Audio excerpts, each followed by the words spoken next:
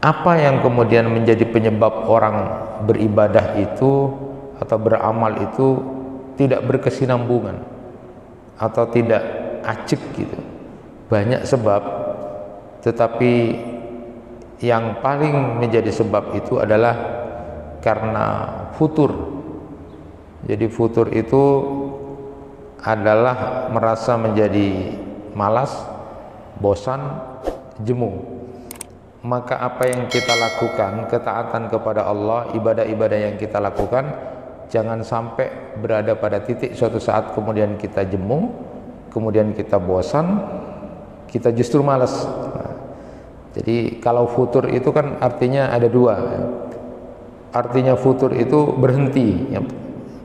Jadi setelah terus menerus melakukan aktivitas, lalu kemudian tiba-tiba dia berhenti, enggak lagi, itu namanya futur.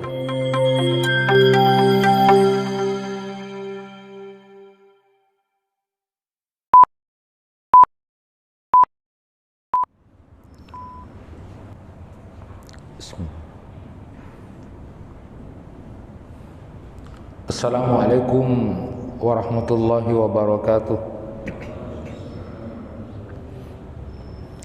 Alhamdulillahi rabbil alamin, wa bihi nasta'inu ala umuri dunya waddin. Ashhadu an la ilaha illallah wahdahu la syarikalah, wa ashhadu anna Muhammadan abduhu wa rasuluh. Allahumma salli wa sallim ala nabiyyina Muhammad wa ala alihi wa ashabihi ajma'in, amma ba'du. Jamaah kuliah subuh yang dirahmati Allah, di tafsirnya Imam Ibnu Katsir, di kitabnya beliau Al-Bidayah wan Nihayah, ada satu dialog yang terjadi saat Raja Heraklius merasa gelisah galau karena pasukannya pada waktu itu kalah di perang Yarmuk. Padahal pasukannya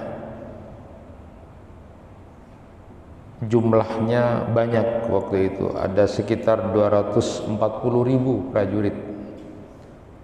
Sementara kaum muslimin pada waktu itu pasukannya cuma 36.000, artinya 7 sampai 8 kali lipat. Harusnya mereka menang, tetapi kemudian kalah. Nah, saat pulang kembali ke negaranya, Raja Heraklius ini kemudian bertanya kepada pasukannya yang tersisa itu, yang kalah itu. Dia bertanya, bukankah orang Islam, pasukan kaum muslimin itu sama dengan kita? Iya, sama gitu. Jadi bukan jin, bukan orang yang perkasa dan kuat gitu ya. Sama dengan kita. Bukankah jumlahnya juga lebih besar kita? Iya, jauh lebih banyak kita. Jadi kalau perbandingannya tadi sekitar 240.000, tetapi umat Islam pada waktu itu cuma 36.000, artinya 7 sampai 8 kali lipat, masih jauh lebih banyak mereka. Lalu kenapa kita kalah? Nah, ketika ditanya kepada pasukan yang ada itu, ada seorang prajurit yang mengatakan, Tuan, boleh saya menjawab, tapi beri aku jaminan, saya akan bersaksi secara jujur. Beri aku jaminan keamanan. Lalu kemudian Raja Heraklius menyatakan, ya, saya akan menjamin kamu, asalkan berkata yang jujur. Nah, saat itu lalu kemudian seorang prajurit itu menyatakan, benar bahwa mereka sama dengan kita, dan bahkan jumlah kita lebih banyak dari mereka. Tetapi mereka itu, Katanya prajurit itu bercerita kepada Raja Heraklius, tetapi mereka itu rajin sholat malam, suka berpuasa di siang hari. Mereka orang yang suka menepati janji, selalu menyuruh yang baik dan mencegah yang mungkar. Mereka juga suka berbuat baik dan mereka saling menasehati. Sedangkan kita ini, jadi makanya dia minta keamanan. Sedangkan kita ini suka mabuk-mabukan, suka berzina, suka melanggar aturan dan janji, senang marah-marah, lalu menyuruh kepada kemungkaran, suka melakukan kezaliman, selalu berbuat kerusakan. Itu yang disampaikan oleh salah seorang prajurit kepada Raja Heraklius untuk memberikan gambaran prajuritnya yang jumlahnya lebih banyak itu kok bisa kalah dengan pasukan kaum muslimin pada waktu itu. Jadi 1:7 orang. Lalu sama seperti ungkapan dari Umar bin Khattab bahwa kita ini dapat mengalahkan musuh karena ketaatan kita dan dosa yang banyak yang mereka lakukan. Nah, jemaah yang dirahmati Allah, tentu dari dialog dan kisah ini kita bisa belajar bahwa kekuatan umat Islam itu sesungguhnya adalah kekuatan dari personal individu-individu yang kemudian mau menjadi sebuah kekuatan besar, berubah pada dirinya masing-masing untuk melakukan keistiqomahan, acik di dalam ketaatan kepada Allah Subhanahu wa taala. Maka dari itu, kalau kita kenal bahwa Ibnu Abbas radhiyallahu anhuma, seorang sahabat Nabi yang diberikan kemampuan untuk menjadi ahli tafsir, itu mengatakan tidak diturunkan satu ayat pun, sebuah ayat yang membuat kemudian Rasulullah sallallahu alaihi wasallam lebih berat berpikirnya dari Quran surat Hud ayat 112, yaitu perintah untuk fastaqim kama umirta, maka istiqomahlah kamu, tetaplah kamu Muhammad pada jalan yang benar sebagaimana diperintahkan kepadamu. Sehingga kemudian sahabat berkata kepada beliau, rambut engkau cepat beruban ya Rasulullah, gitu ya. Rasulullah pun kemudian menjawab, ya, surat Hud dan kawan-kawannya telah menyebabkan rambutku beruban. Itu yang kemudian disampaikan bahwa ternyata perintah istiqomah itu, jadi tetap berada di jalan yang benar, dirasakan oleh Nabi SAW sebagai perintah yang sangat berat. Bisa jadi bukan karena beliau tidak bisa istiqomah, bukan, tetapi karena beliau justru khawatir, cemas umatnya yang tidak bisa istiqomah. Karena itu Ibnu Atiyah, seperti yang juga dikutip oleh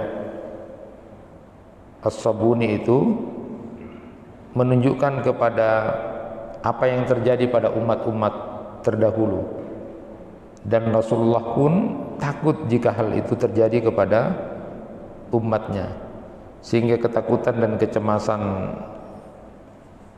yang ada pada diri Rasulullah itu membuat kemudian menjadi beruban.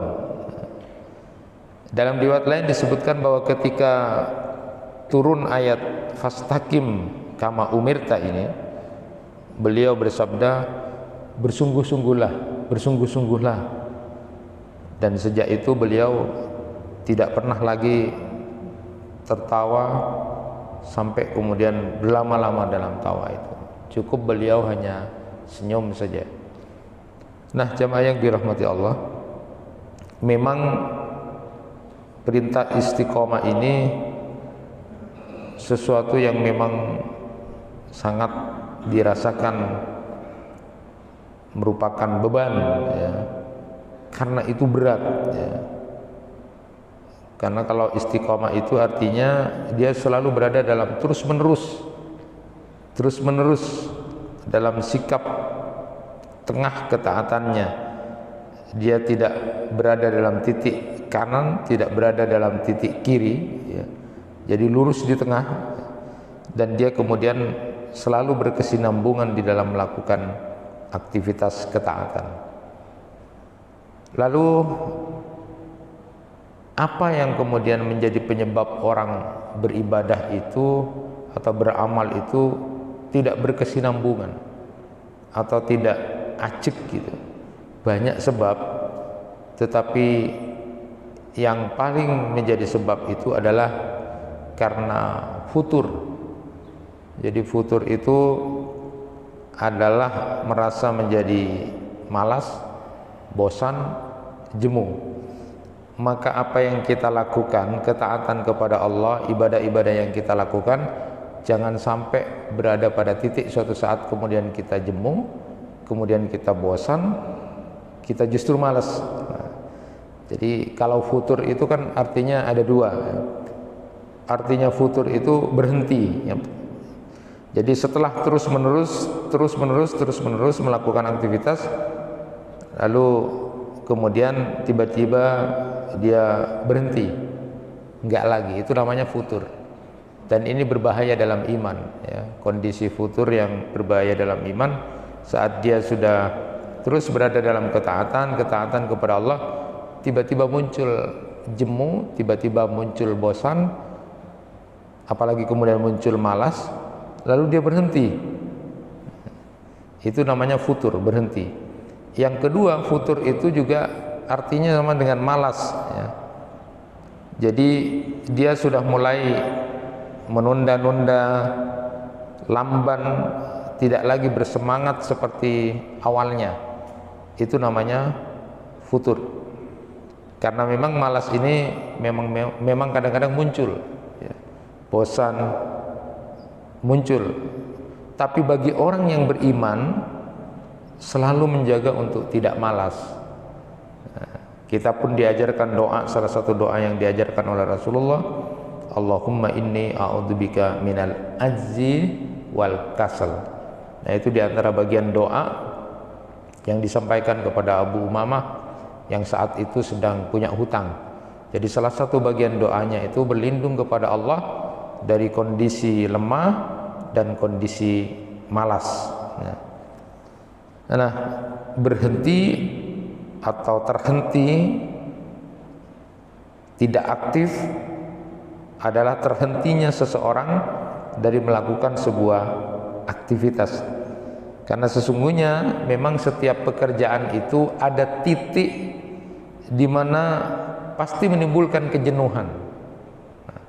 Rasulullah SAW bersabda, inna likulli amalin syiratan wa likulli syiratin fatrah famazza kanat syiratuhu ila sunnati faqad aflaha wa man kanat fatratuhu ila ghairi dzalik faqad halaka.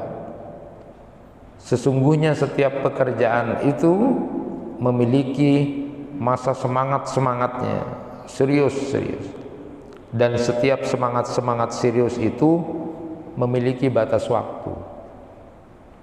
Maka apabila semangatmu, seriusmu itu dalam menjalankan sunnahku, maka dia telah mendapatkan petunjuk dari Allah. Dan barang siapa yang kejenuhannya itu kepada selain itu, maka dia telah binasa. Jadi kadang-kadang hati manusia itu punya keadaan mood, tidak mood, lagi tidak mood gitu ya. Semangat, tidak semangat ya.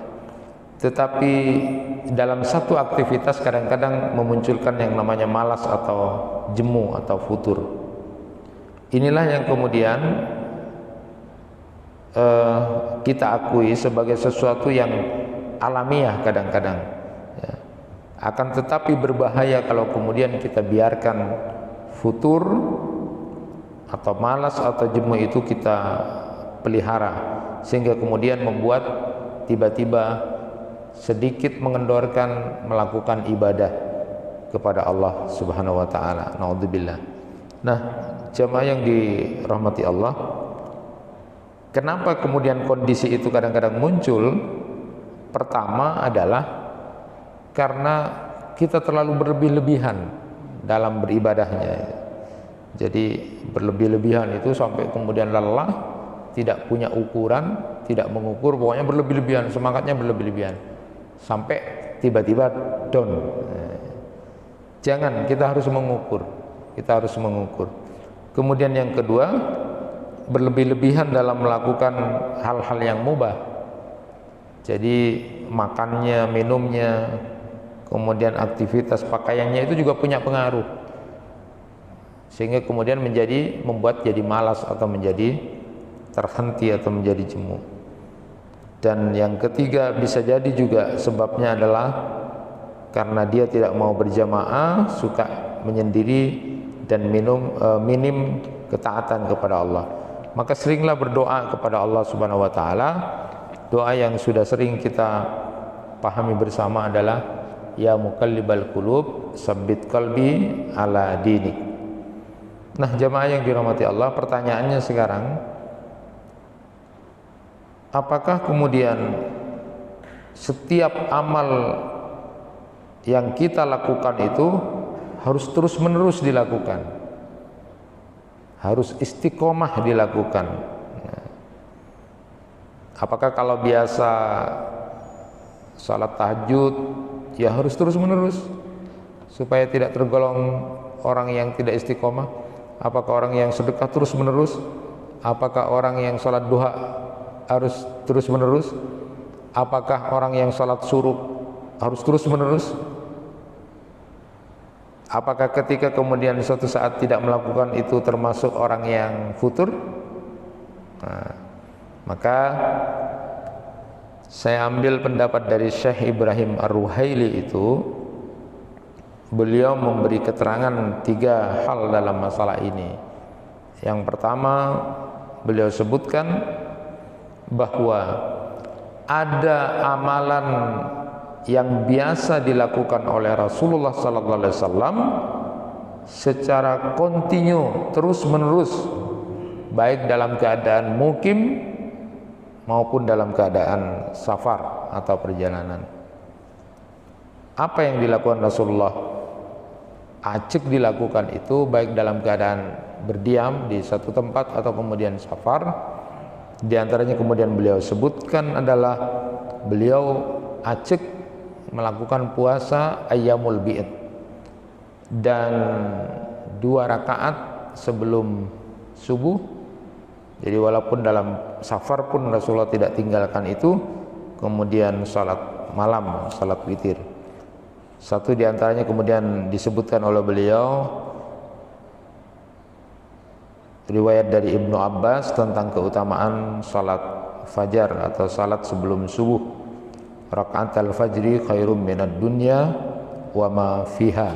Nah, itu yang kita pahami bersama, bahwa ada memang amalan-amalan yang dilakukan Rasulullah itu acik terus, karena kita ingin mencontoh. Bagian dari mencontoh kepada Rasulullah itu dalam keadaan mukim atau safar, ya seperti 3 amalan tadi itu. Jadi Ibnu Qayyim menyebutkan dalam kitab Zadul Ma'adnya itu bahwa Nabi SAW, keterikatan dan penjagaan beliau terhadap sunnah salat fajar ini lebih menonjol dibandingkan yang lainnya, bahwa dalam keadaan safar maupun apalagi dalam keadaan mukim beliau tidak meninggalkan salat 2 rakaat sebelum subuh dan salat malam. Bahkan ketika salat 2 rakaat sebelum subuh ini pun terlewatkan karena kelelahan atau apa waktu, maka bisa diqadha, diganti. Nah, jemaah yang dirahmati Allah, beliau ini tidak meninggalkan itu. Jadi tidak pernah meninggalkan itu, baik dalam keadaan safar maupun dalam keadaan mukim. Nah, yang kedua, ada amalan yang dilakukan oleh Rasulullah SAW itu dilakukan saat mukim, ya, dan ditinggalkan saat safar. Jadi justru menirunya itu begitu.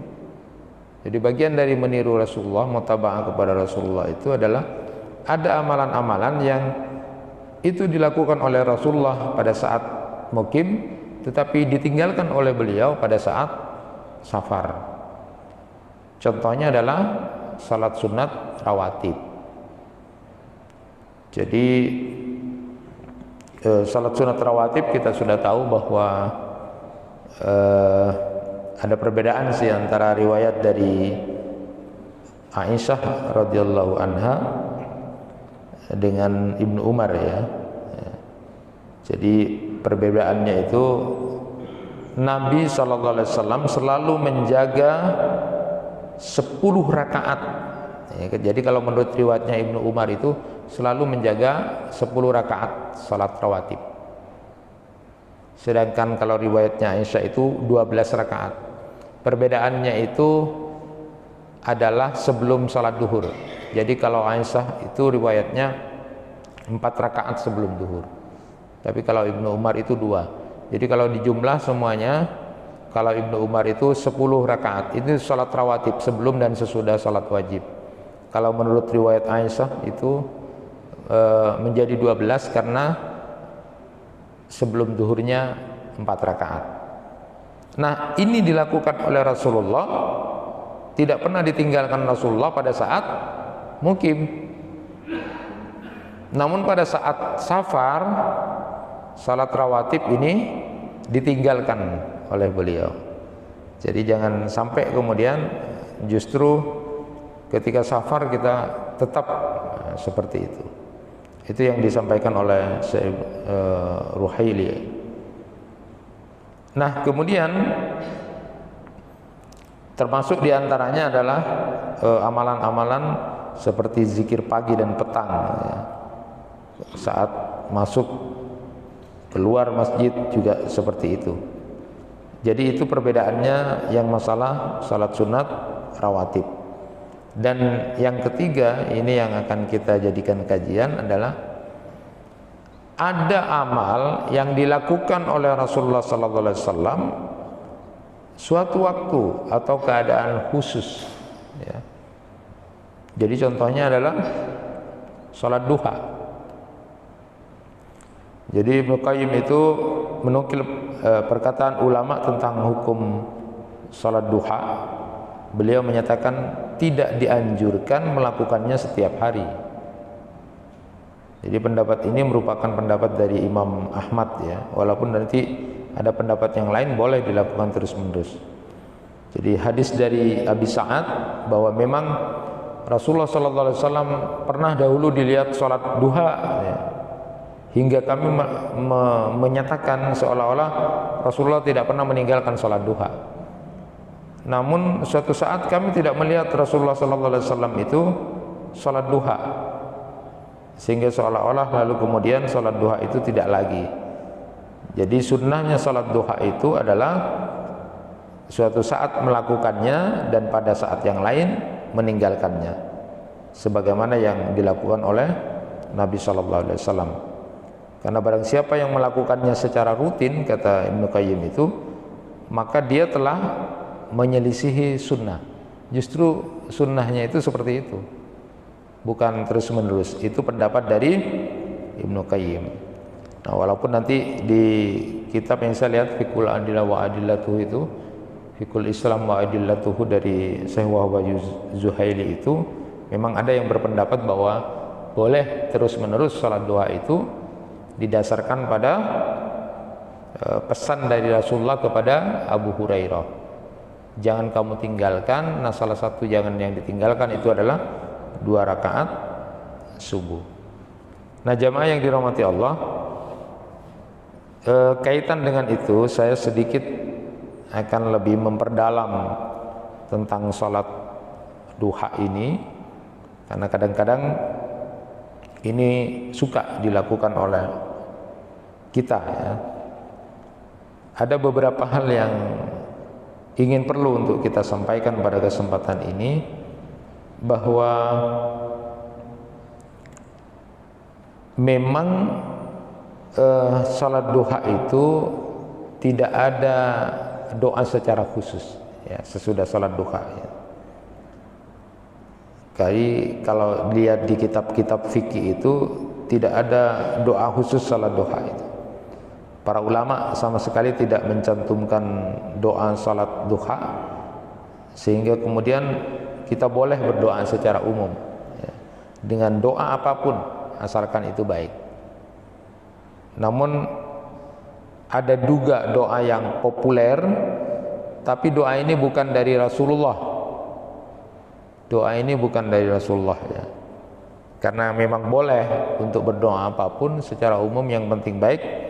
Tapi ada doa salat duha itu yang populer ya, yang ini bukan berasal dari Nabi.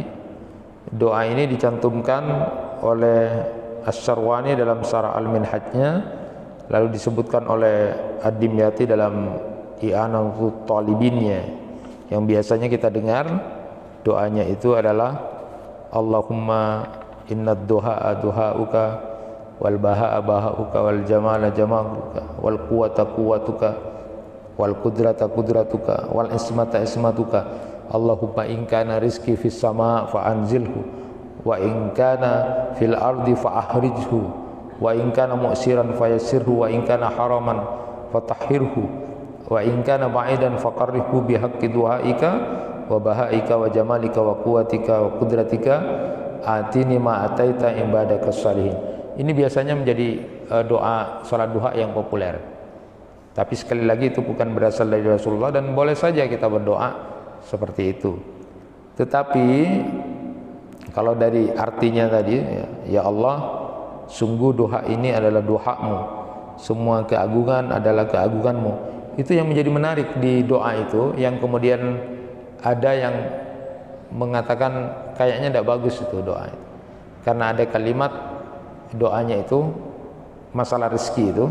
Kalau masalah rezeki itu gini, ya Allah, kalau rezekiku masih ada di langit turunkan, kalau masih ada di bumi keluarkan, kalau kemudian masih jauh dekatkan. Sehingga kemudian identik sholat duha itu bagi orang-orang yang mau punya rezeki ya, biasanya kalau syarat rezeki itu rajin sholat duha itu biasanya orang yang seperti itu, karena doanya itu masalah rezeki memang. Tetapi saya pernah bercerita itu, saya tidak enak dengar ceritanya dosen itu. Ada dosen cerita sedikit agak etnis ya, Madura gitu kan. Jadi ketika di mal-mal itu pada saat jam 9 sebelum buka mal itu biasanya buka jam 10. Jadi jam setengah 9 itu sudah ada yang sholat di musalla mal itu. Ternyata itu adalah dari bahasanya katanya Madura gitu. Jadi mereka sebelum bertugas apa Pak? Nyopet.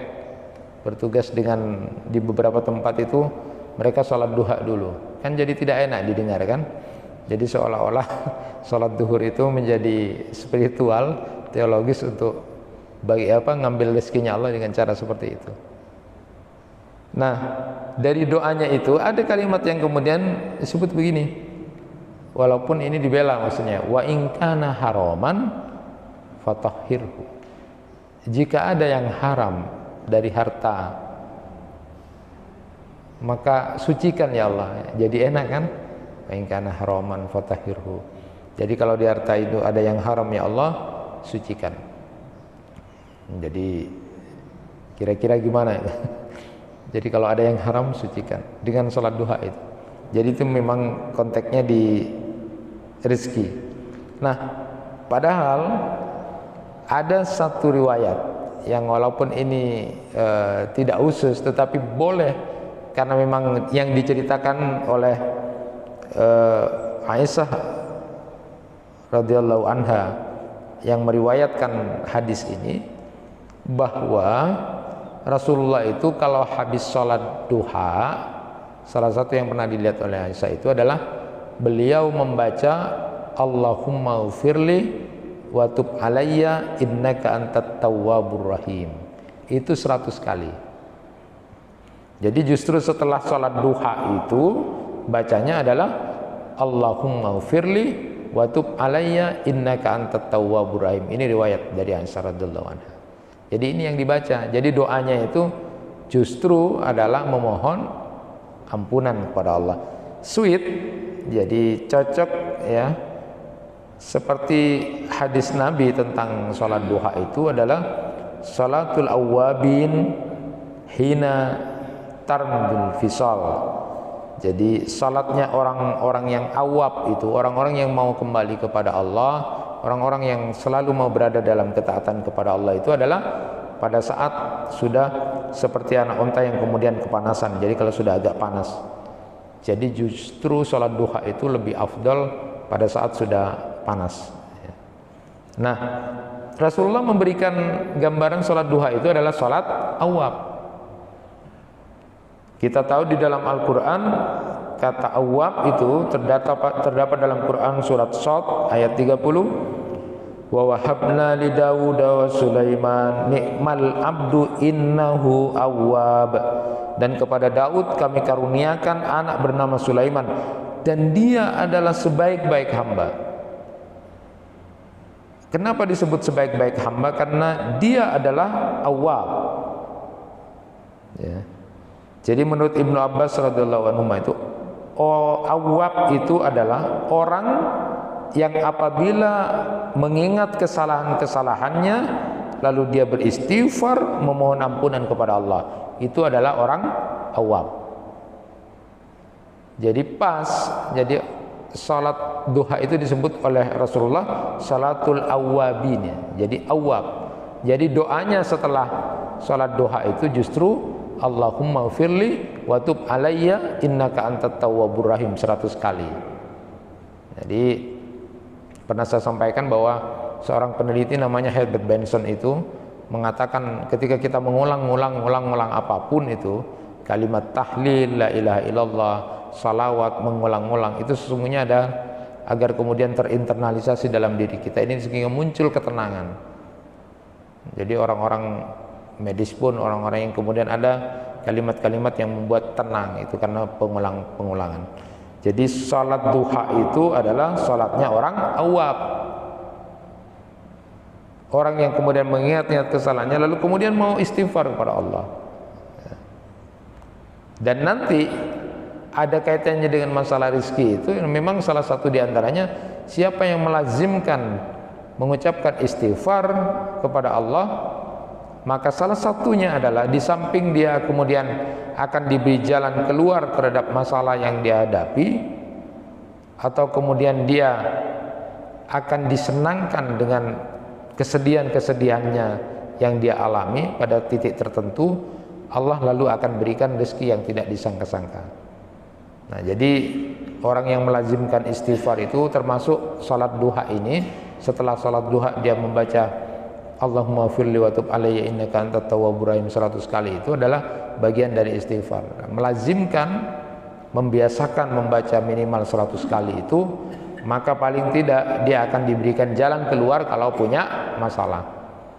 Jadi kalau jadi orang mukmin itu, jadi orang muslim sudah baik melakukan ketaatan, bukan berarti dia tidak punya masalah. Jadi kalau jadi orang baik tidak ada masalah, kalau salat terus tidak ada masalah, kalau sudah jadi orang baik tidak ada masalah. Salah itu. Rasulullah SAW orang yang paling dekat, ada ujian namanya. Jadi bukan lepas dari masalah, tetapi diberikan jalan keluar terhadap masalah. Itu orang yang bertakwa begitu. Jadi orang bertakwa bukan bebas masalah. Itu sama seperti ketika ada orang yang pernah saya sampaikan juga, seorang yang menyatakan capek hidup ini. Arab apa mak capek? Lah cupas cacai orang, tengki orang, dibuli orang, leso kok. Kok terus satu komunitas, satu tempat, satu kampung, saya tak pak cacau, saya tak padek, saya tadek saya caca, tadek saya bully, saya tak dengki. Lalu kemudian ada ulama narik tangannya, ayo kalau kamu mau ke tempat yang tadi saya nyacai beuna, tadi saya becik ka beuna, iki ka kuburan, ya dia kenanganna. Jadi kalau sudah mati nanti sudah tenang. Jadi kalau sudah masih hidup, ya enggak apa-apa, hidup itu ya gitu dah. Jadi ujian-ujian kesedihan, ujian-ujian menjadi orang yang harus sabar, itu bagian dari cara Allah untuk membuat kita masuk surga. Salah satunya bisa kalau kita terus berada dalam kesabaran. Karena orang yang seperti ini kan harus ada kesabaran. Makanya orang yang berorganisasi, orang yang berinteraksi dengan orang yang tidak berinteraksi, memang secara umum lebih aman yang tidak berinteraksi. Apa mak tak norok pengurus ini hulesong kok masalah atokar apa iki beda atokar tinala tak ronoroa, itu aman memang. Tetapi justru Rasulullah menyuruh kita untuk berinteraksi berjamaah. Kenapa? Karena pasti ada gesekan memang. Nanti ada gesekan itu dalam tanda petik perbedaan pendapat sampai kemudian kesel-kesel dan sebagainya, apalagi disangka begini capek saya. Tetapi disitulah letaknya. Justru dengan interaksi itulah yang kemudian akan menguji kesabaran kita. Karena apa? Pahala sabar itu akan luar biasa nanti di hadapan Allah Subhanahu wa taala. Maka orang-orang yang mau masuk surga pun kemudian disalami oleh para malaikat penjaga itu, salamun alaikum bima sabartum. Jadi diucapkan salam karena kamu selama ini ketika di dunia kamu berada dalam kondisi bersabar. Jadi itu awab. Imam Al-Qurtubi menyebut seseorang yang segera kembali menjalankan ketaatan kepada Allah. Imam Ar-Razi menyebut juga dalam tafsir beliau, kata kunci dalam ayat itu merupakan taklil alasan mengapa Nabi Daud dan Sulaiman mendapat penghargaan nikmal abdu, sebaik-baik hamba, karena di situ ada awab. Artinya seseorang yang kembali kepada Allah dengan meninggalkan kemaksiatan dan menjalankan ketaatan kepada Allah Subhanahu wa taala. Bahkan menurut Imam At-Tabari, orang yang awab itu adalah orang yang hafid, orang yang menjaga diri untuk memelihara segala bentuk ketaatan kepada Allah Subhanahu wa taala. Nah, jamaah yang dirahmati Allah, di balik perbedaan pendapat ulama tentang apakah boleh salat duha terus-menerus atau nanti dilakukan, nanti tidak dilakukan atau tidak, karena sama-sama punya landasan pendapat. Jadi ada yang menyatakan tadi itu justru mutabaahnya pada Rasulullah itu justru kadang dilakukan, kadang tidak dilakukan, kadang tidak. Itu justru mutabaahnya. Tapi ada yang berpendapat bahwa karena ada pesan Rasulullah kepada Abu Hurairah, jangan pernah meninggalkan, salah satu di antara 3 pesan itu adalah jangan pernah meninggalkan sholat 2 rakaat duha, maka boleh sholat duha itu dilakukan terus menerus. Di antara perbedaan pendapat itu saya hanya ingin menyampaikan kepada kita semua tentang keutamaan sholat duha yang barangkali ini memotivasi kita untuk tidak meninggalkan sholat duha itu. Yang pertama sudah jelas hadis riwayat Abu Dzar bahwa bagian dari wujud syukur kita bangun dalam keadaan sehat adalah melakukan kebaikan kepada seluruh anggota tulang dan persendian kita, yang jumlahnya itu ada 360. Untungnya Rasulullah kemudian menyatakan bahwa wa yujzi'u min dalika rak'atani yarkahuma minad duha. Jadi bisa cukup diganti dengan sholat duha 2 rakaat. Jadi sedekah-sedekah yang diwajibkan pada kita pada saat tulang dan persendian ini sudah bangun dalam keadaan sehat, syukurnya itu banyak melakukan sedekah itu, tapi bisa dicukupi dengan 2 rakaat sholat duha. Ya. Walaupun di riwayat yang lain disebutkan juga ada tambahan bahwa Allah akan mencukupkan kalau kita sudah sholat duha 4 rakaat. Jadi 2 rakaat itu bagian dari bersyukur kita bangun dalam keadaan sehat, tulang-tulang kita persendian. 2 rakaatnya lagi adalah untuk menjamin hidup hari itu. Jadi jaminan Allah terhadap rezeki kita di hari itu. Nah, kemudian yang kedua, riwayat dari Ibnu Umar, dan ini yang sangat penting ya. Suatu saat Nabi mengutus pasukan, dan pasukan itu kemudian pulang dengan cepat ya, lalu bawa ghanimah, bawa harta rampasan yang banyak, lalu kemudian balik ke rumahnya masing-masing juga dengan cepat. Nah, Rasulullah lalu kemudian mengatakan, karena orang-orang senang, oh ini perang yang cepat, ini Arya perang senyaman, cepat, lalu kemudian dapat ghanimah harta rampasan yang banyak. Lalu kemudian setelah itu balik ke rumah dengan cepat. Nah, Rasulullah kemudian mendengar itu lalu menyatakan begini, ala adullukum ala aqrabin minkum magza wa aksari ghanimah wa awsyaki raja'ah. Maukah aku tunjukkan, kata Rasulullah, amal seperti orang yang kemudian berperang, lalu kemudian cepat selesainya perang itu, lalu bawa harta rampasan dan yang banyak, lalu kembali ke rumah masing-masing dengan cepat. Lalu kemudian Rasulullah menyatakan begini, man tawaddo'a summa ghada ilal masjidi di sabhatid duha fahuwa aqrabu magza wa aksaru ghanimah wa awsaku raja'ah. Siapa orang yang kemudian akan digambarkan seperti pulang dari perang yang cepat dan dapat harta rampasan yang banyak serta pulang kembali ke rumah dengan cepat? Siapa yang berwudu kemudian dia berangkat ke masjid untuk mengerjakan sholat duha adalah orang yang perangnya paling cepat selesai, paling banyak harta rampasannya, lalu kemudian paling cepat kembali ke rumahnya. Hadis riwayat Tabrani.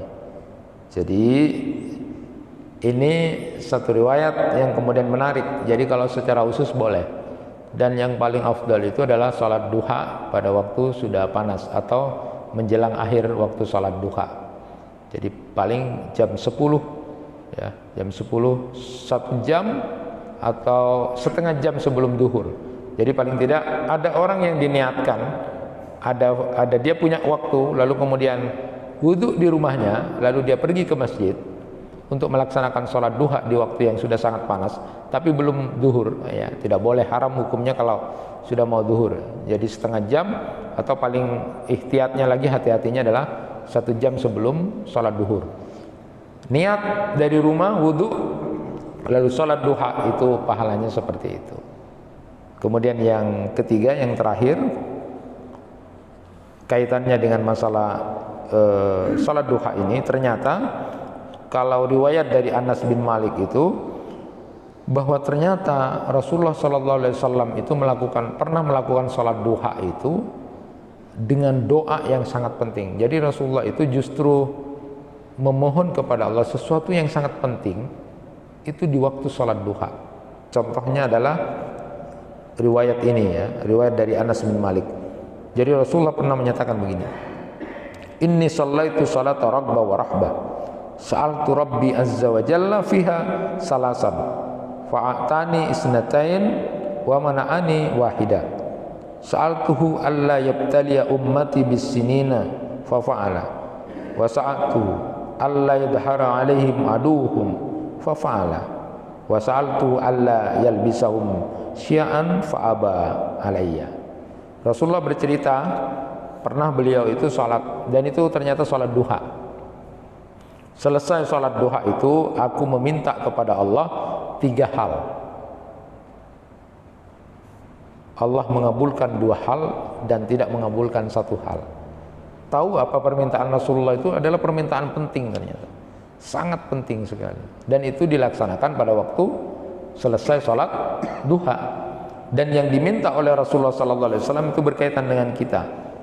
Jadi Rasulullah memohon kepada Allah agar umatnya itu kemudian tidak diberikan kondisi bertahun-tahun dalam keadaan paceklik.